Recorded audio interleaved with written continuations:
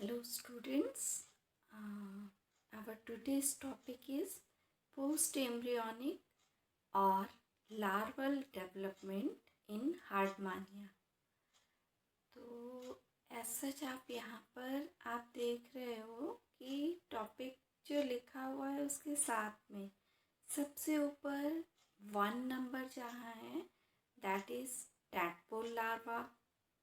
Then उसके बाद आप सेकंड नंबर पे देखिए, नीचे की साइड जो दिख रहा है लेफ्ट साइड में, लार्वा से टैडपोल लार्वा धीरे धीरे डीजेनरेट करता है, उसकी साइज थोड़ी सी छोटी हो रही है ना।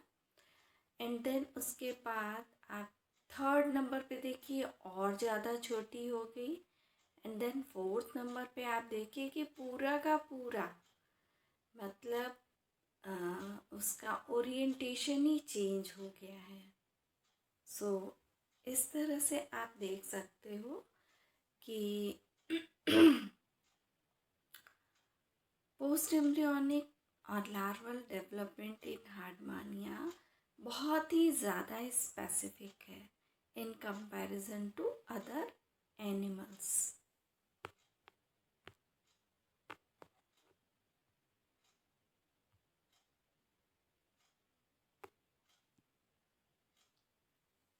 Okay, so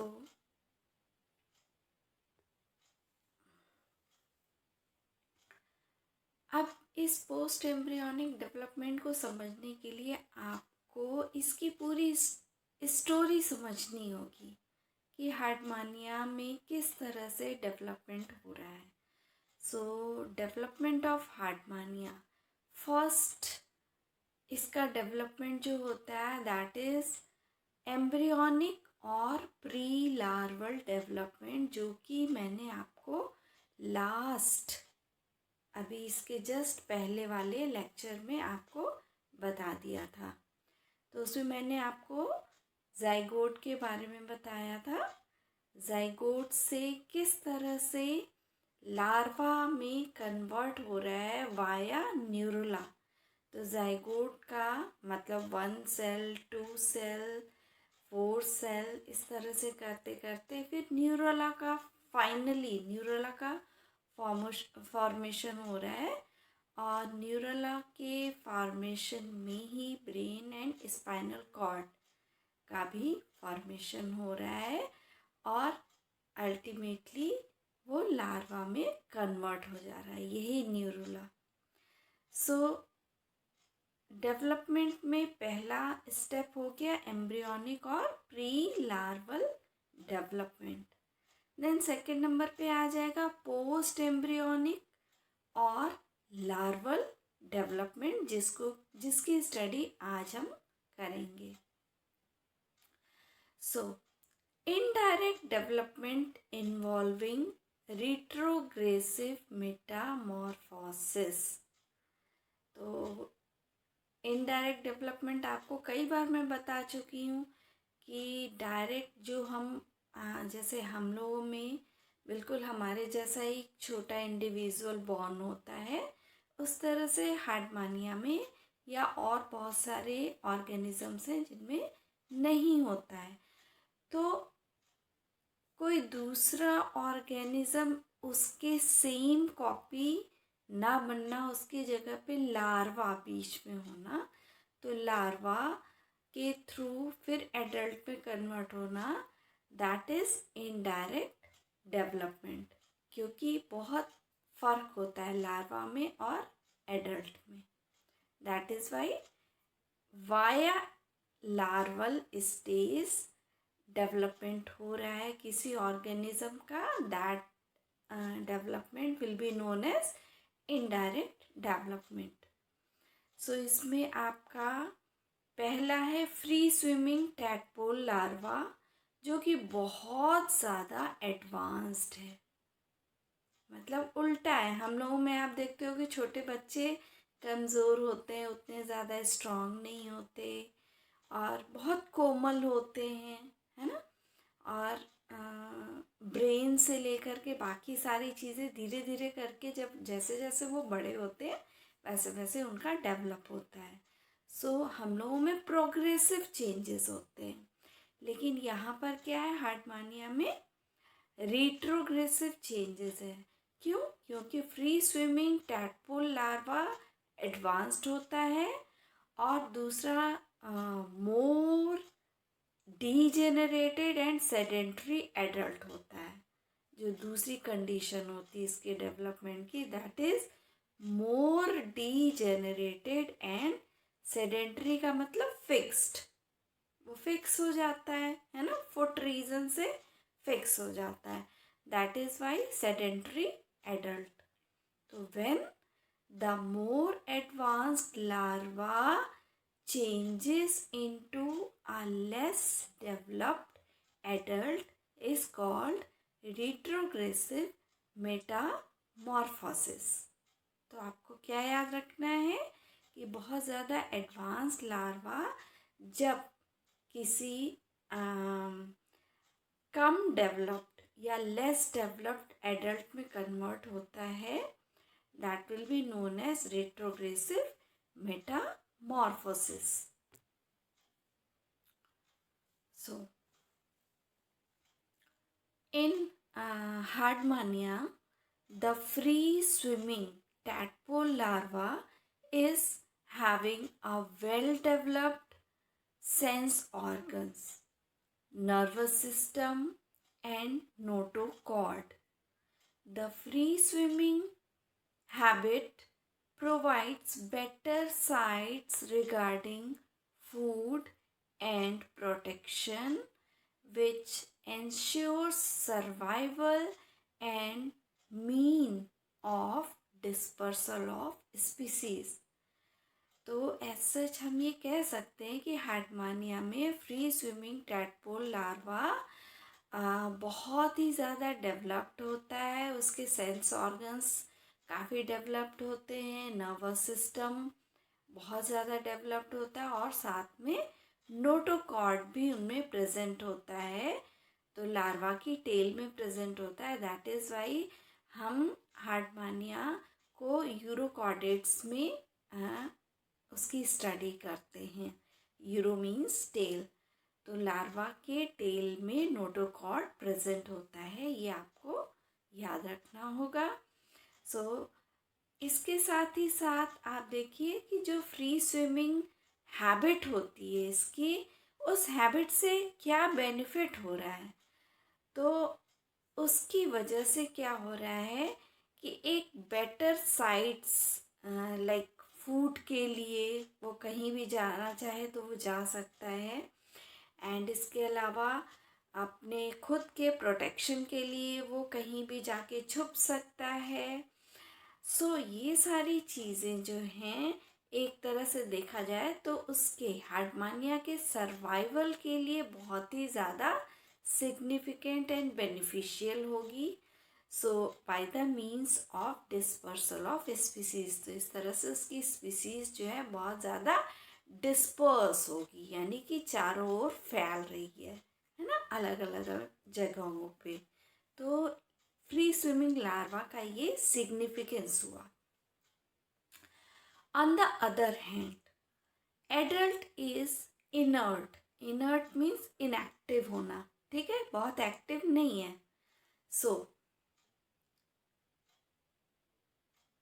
adult is inert, fixed and do not have notochord।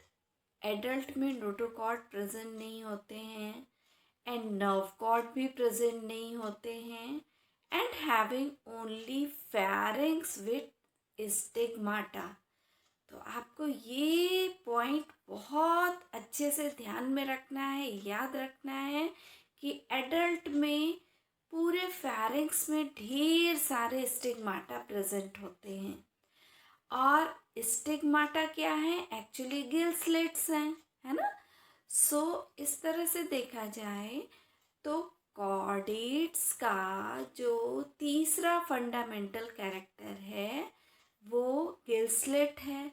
तो ये तीसरा कैरेक्टर कॉर्डेट्स का एडल्ट में प्रेजेंट है केवल, बाकी के जो इनिशियल 2 कैरेक्टर्स हैं कॉर्डेट्स के, यानी कि dorsal tubular nerve cord and notochord, ये दोनों ही प्रेजेंट नहीं है एडल्ट में। ये दोनों सिर्फ किस में प्रेजेंट हैं? लार्वल कंडीशन में प्रेजेंट हैं। So, only pharynx with stigmata and endostyle to indicate its chordate nature. Following two types of changes occurs during metamorphosis in Hardmania. First is retrogressive changes and second one is progressive changes. दोनों तरह के changes होते हैं हार्डमानिया में। सबसे पहले हम retrogressive पे आते हैं, यानी कि रिट्रोग्रेसिव का मतलब क्या है? एडवांस्ड से बहुत सिंपल फॉर्म में आ जाना। ठीक है। Tail begins to reduce. आपने सबसे शुरू में जो हमने फिगर बताया था कि ये लार्वा है फर्स्ट नंबर पे, सेकंड नंबर पे, फिर देखिए धीरे धीरे टेल छोटी हो रही है ना, और छोटी होने के बाद फिर डीजेनरेट कर जाती है। पहला पॉइंट आपको क्या ध्यान में रखना है? टेल। तो tail begins to reduce and finally disappears along with caudal fin, muscles, notochord and nerve cord due to phagocytosis and partly due to cast off। तो आप देखिए ये प्रोसेस हो कैसे रहा है, किस तरह से टेल जो है वो डीजेनरेट या डिसअपियर हो रही है। फैगोसाइटोसिस में क्या होता है? जो सेल्स होती हैं वो जो अनवांटेड चीज़ होती है उनको फैगोसाइटोसिस यानी कि खा जाती है एक तरह से। ठीक है। और उसका वेस्ट मटेरियल जो है वो बाहर निकल आता है। या फिर दूसरा क्या है? Partly due to the cast off. Cast off means जैसे कि कोई चीज़ का गिरना या झड़ना। ठीक है। कास्ट ऑफ इसके द्वारा भी होता है। फैगोसाइटोसिस एंड कास्ट ऑफ इन दोनों ही प्रोसेस के थ्रू टेल जो है वो डीजेनरेट या डिसअपियर हो रही है। और टेल के साथ में caudal fin, muscles, notochord and nerve cord भी डीजेनरेट हो रही है।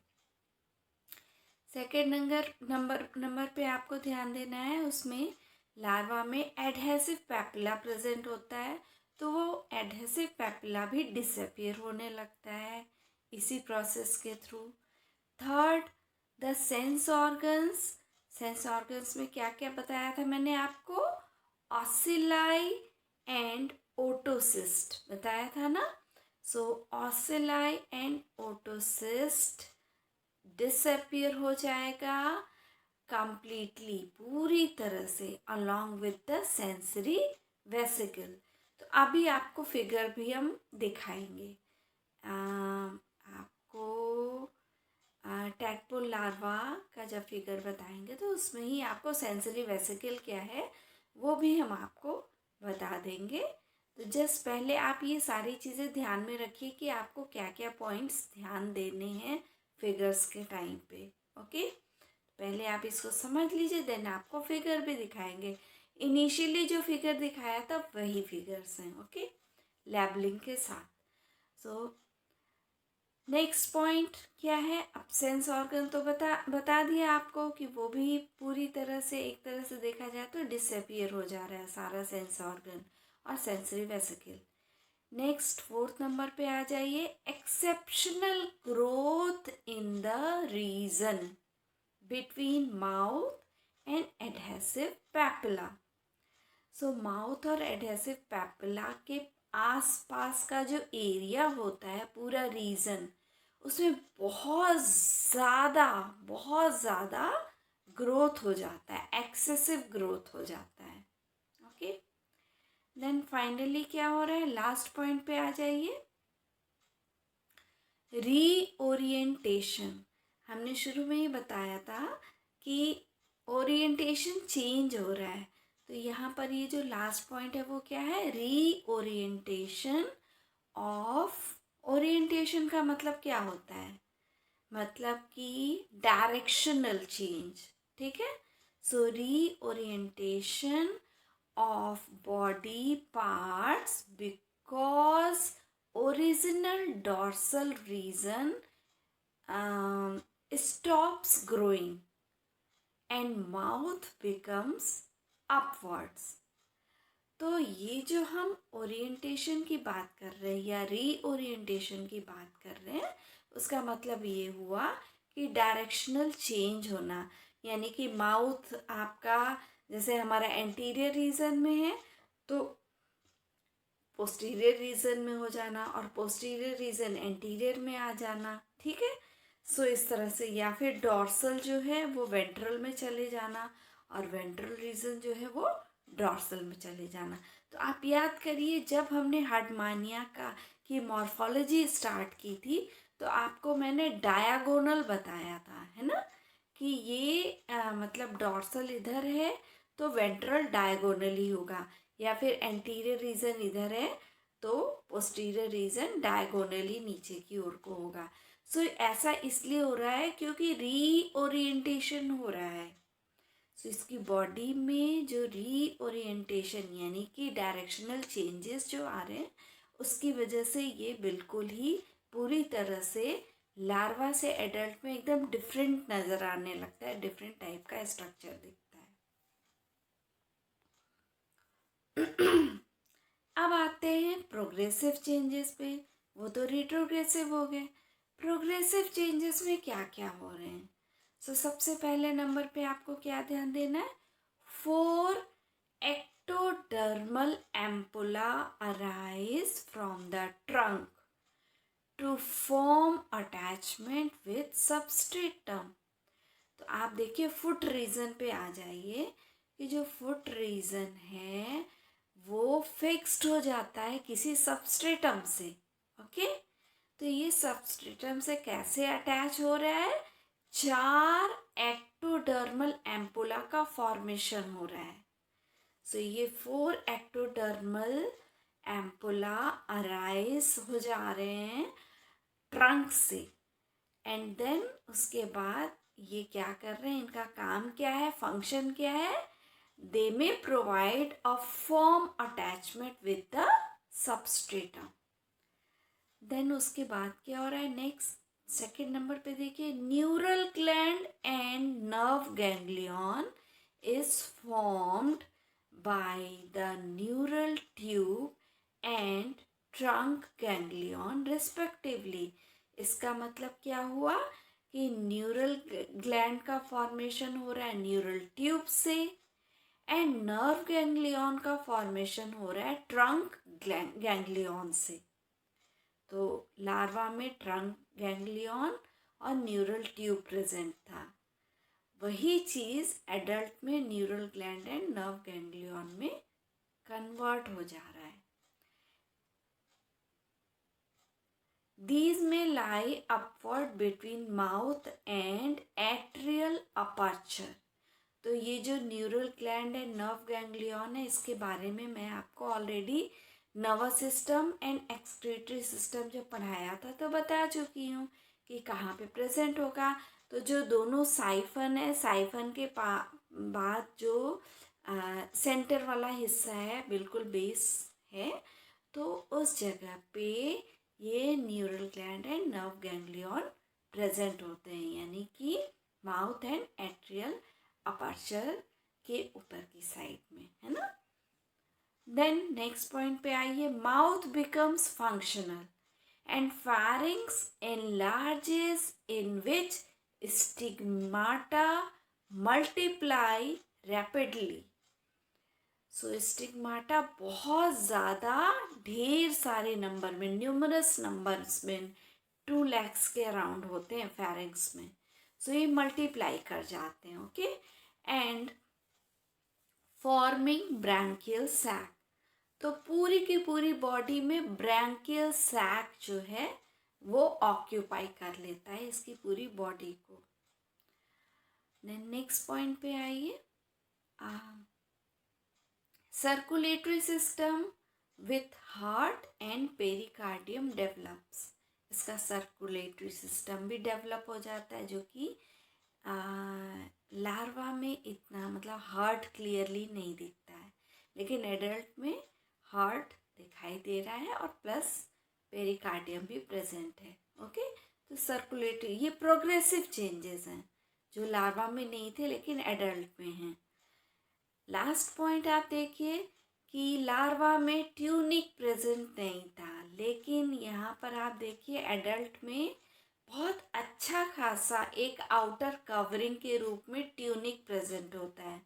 So tunic covers entire animal forming foot and finally sedentary but actively feeding life of adult starts।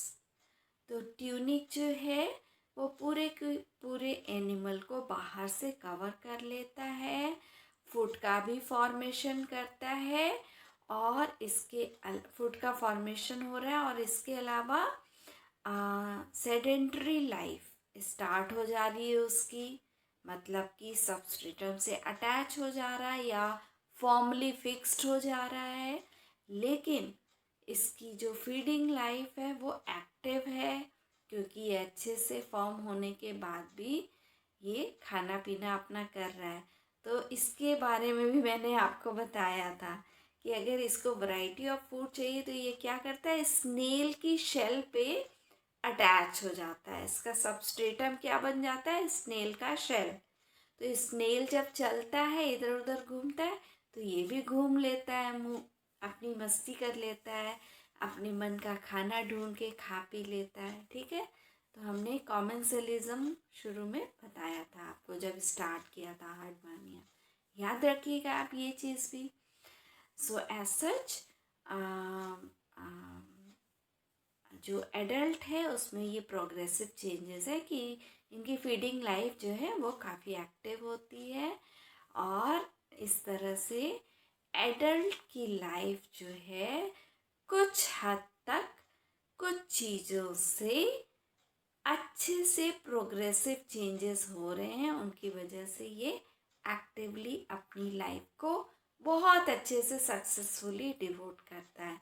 इसके अलावा गोनेट्स का भी डेवलपमेंट होता है। कुछ पॉइंट्स यहाँ पे नहीं मैंने बताए हैं क्योंकि मेन पॉइंट्स तो हैं, बाकी तो अंडरस्टूड है कुछ चीज़ें, जैसे लीवर का डेवलपमेंट होना है ना। और इसके अलावा मैंने आपको क्या बताया था, इंटेस्टाइन एंड स्टमक के बारे में बताया था कि पूरा का पूरा ऐसे ये राउंड हो जाता है, कॉइल थोड़ा सा यू शेप में हो जाता है ना। तो कॉइल मतलब एनलार्ज होता है तो उसको जगह नहीं मिलती है तो वो कॉइलिंग फॉर्म में हो जाता है, वो पूरे के पूरे ब्रैंकियल उसमें जो है वो प्रेजेंट होता है, प्लेस्ड रहता है। सो ये सारी चीज़ें भी हैं, कुछ पॉइंट्स प्रोग्रेसिव चेंजेस में gonads and intestine and liver and stomach, इन सबको भी आप ध्यान में रखिएगा, चाहे तो लिख लीजिएगा। तो अब हम आते हैं फाइनली इसके फिगर पे। तो आप देखिए फिगर में आपको क्या ध्यान देना है कि टैडपोल लार्वा में रेड कलर से आपको क्या दिख रहा है, नोडोकॉर्ड दिख रहा है ना, जो कि 3 फंडामेंटल कैरेक्टर्स में से एक है ना, कॉर्डेट्स के।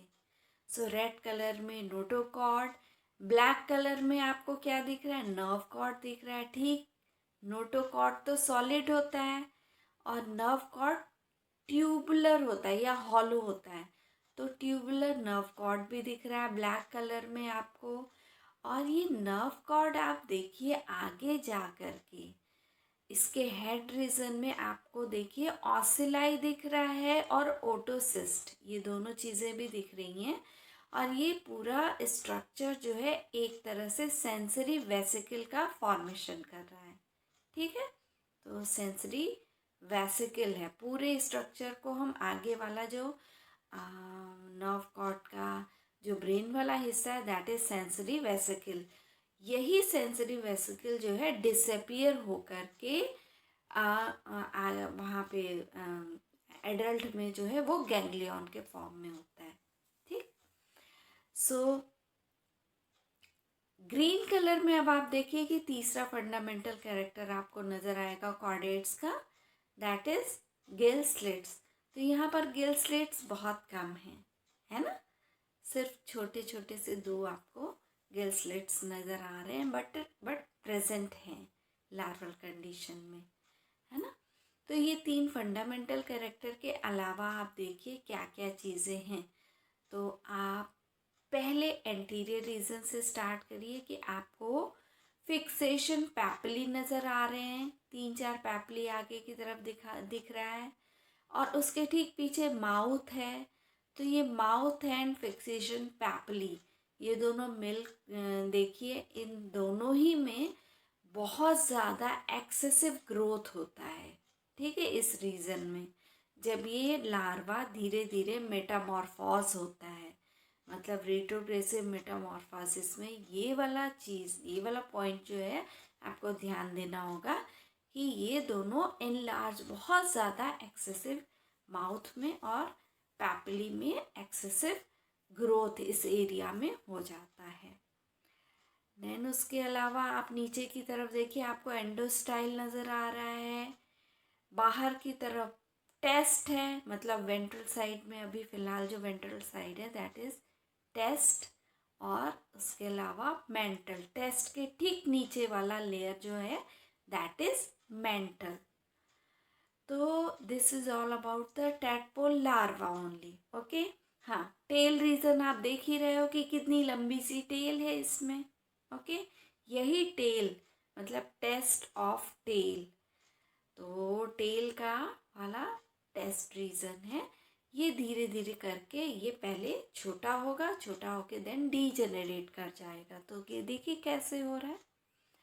अब आप इस फिगर में देखिए, ए जो है लार्वा तो हो गया अलग से, लार्वा का स्ट्रक्चर, अगर लार्वा आता है शॉर्ट नोट में तो आप उस तरह से लार्वा को डिस्क्राइब करोगे और फिगर बनाओगे। अभी वैसे यूजुअली लॉन्ग क्वेश्चन इसमें आता है, और ये पोस्ट एम्ब्रियोनिक डेवलपमेंट बहुत इम्पॉर्टेंट है, तो आप लोग इसको बहुत अच्छे से पढ़ लीजिएगा, लॉन्ग क्वेश्चन में यूजुअली आ जाता है। सो अब आते हैं किस तरह से अब मेटामॉर्फोसिस हो रही है लार्वा के बाद।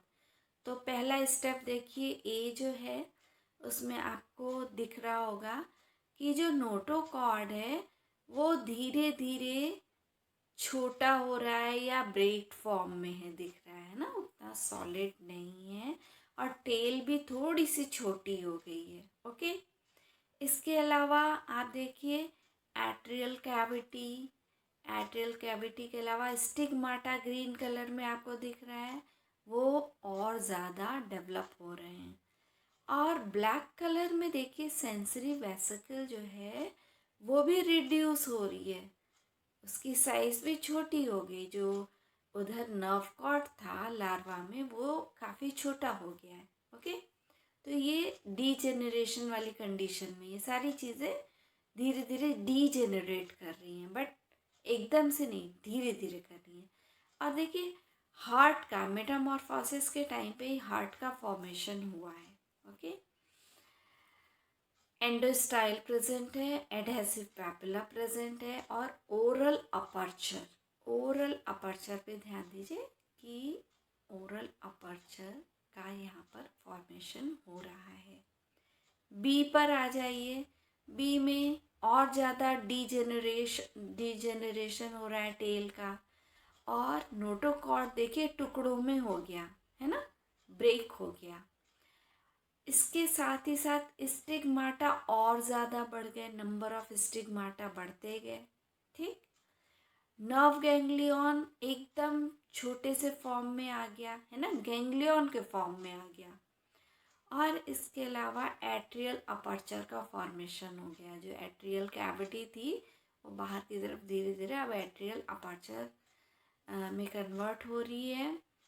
ओरल अपर्चर भी आप देखिए एंटीरियर रीजन में दिख रहा है अच्छे से क्लियरली, लेकिन इस पूरे मेटामॉर्फोसिस के टाइम पे आपको ये भी देखना होगा कि जो लेंथ थी लार्वा की, वो लेंथ अब धीरे धीरे रिड्यूस होती जा रही है, कम होती जा रही है, और छोटा हो गया ये, है ना।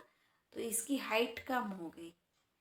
और आप देखो कि साइड में इस तरह से जो एक लाइन दिख रही है, दैट इज द सबस्ट्रेटम।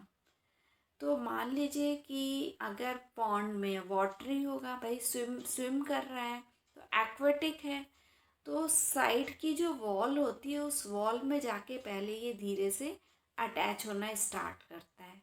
ठीक, तो आप देखिए यहाँ पर बी वाले स्ट्रक्चर में साइज छोटी हो गई है, मेटामॉर्फोस हो गई लार्वा की, लेकिन उसके साथ में ये पैपली जो है वो अब अटैचमेंट।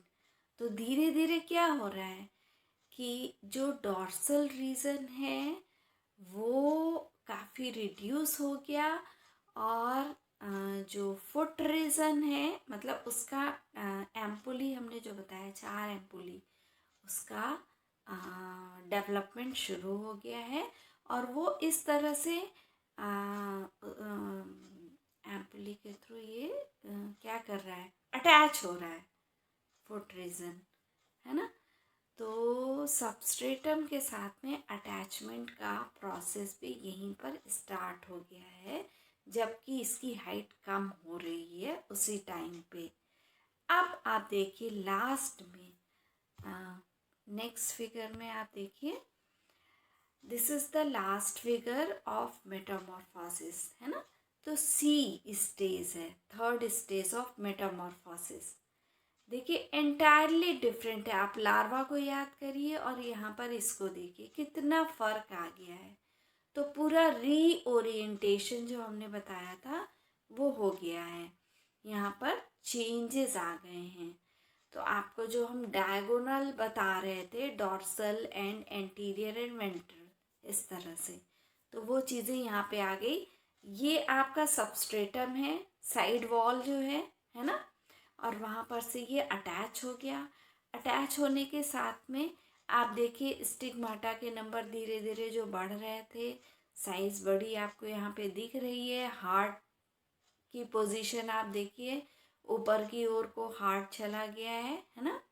एंडोस्टाइल, अब ये चीज़ें पूरी धीरे धीरे एंडोस्टाइल ऐसे घूम के आ जाएगी। अभी तो ऊपर है, ऊपर से अब ये धीरे धीरे ऐसे घूम करके पूरे में आ जाएगी। तो आप लोगों को याद होगा जो हमने डाइजेस्टिव सिस्टम पढ़ाया था, उसमें एंडोस्टाइल बताया था कि पूरे में जो ब्रैंकियल सैक था उसके बाहर में इस तरह से एंडोस्टाइल पूरे में प्रेजेंट था। ओरल अपर्चर आपको दिख ही रहा है, ठीक है। साथ में एट्रियल अपर्चर या एट्रियल कैविटी नज़र आ रही है। तो ये चीज़ जो आपको दिख रहा है स्ट्रक्चर, ये कायदे से अभी ऐसे वॉल की वजह से मैंने इस पोजीशन पे रखा। ये इस तरह से, आप अगर नीचे सबस्ट्रेटम होगा तो इसका फिगर इस तरह से होगा। तो ऊपर की तरफ इसका ओरल अपर्चर और एट्रियल कैविटी, ये दोनों चीज़ें, एट्रियल अपर्चर दोनों आ जाएंगे, है ना। और सेंटर में बीच में आपको ब्लैक कलर से नर्व गैंग्लियन नज़र आ रहा है। सो इस तरह से आपको क्लियरली, मैं उम्मीद करती हूँ कि आप लोग अच्छे से समझ गए होंगे कि किस तरह से लार्वा का मेटामॉर्फोसिस हो रहा है, और मेटामॉर्फोसिस के बाद धीरे धीरे करके किस तरह से इसकी बॉडी जो है रीओरिएंटेट हो करके एडल्ट, एकदम एंटायरली डिफरेंट एडल्ट का फॉर्मेशन कर रही है या डेवलपमेंट कर रही है। So this is all about today's topic, today's lecture. आपको मैं ये बता दूं कि आपके इस पेपर की सारी चीज़ें कंप्लीट हो चुकी हैं, सिर्फ एक पॉइंट रह गया है अब, दैट इज़ स्कोलियोडॉन, ठीक है।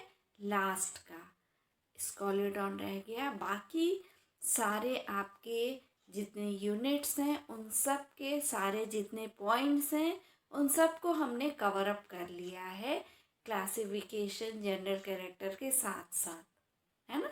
सिफेलोकॉर्डेट्स और एनाथा को भी मैंने जो भी चीज़ें डिटेल में पढ़ानी थी उसी टाइम पे आपको बता दिया था, पढ़ा दिया था साथ में। सिर्फ आपको टाइप स्टडी रह गई थी हार्डमानिया की और स्कॉलियोडॉन की। तो हार्डमानिया की आज कंप्लीट हो गई टाइप स्टडी, मतलब कि स्ट्रक्चरल एंड फंक्शनल ऑर्गेनाइजेशन जो हार्डमानिया का था वो हो गया है।